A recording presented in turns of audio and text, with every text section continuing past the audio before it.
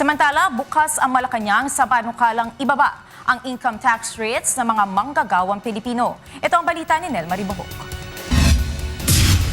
Nanawagan si Bayan Muna Representative Nery Colmenares kay Pangulong Aquino na sertipikahan bilang urgent bill ang panukalang magbababa sa sinisingil na income tax. Sana the majority will make sure na ma-tackle ito, and we're urging President Aquino to certify the bill urgent para mahabol ito bago man lang kami matapos ditong December.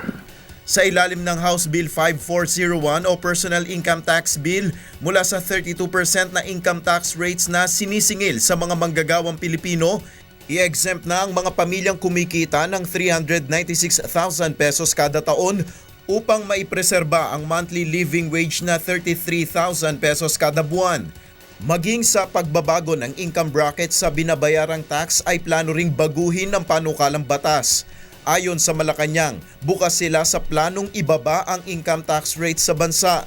I have a statement. Government is open to consider proposals on changing income tax rates and continues to work with Congress on this matter.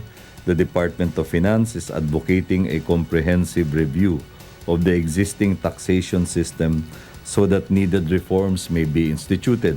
Kung uusad ang panukalang pababain ang income tax rates ayon sa Malacañang, mahalaga ring matukoy kung saan naman makakakuha ang pamahalaan ng karagdagang tax revenues.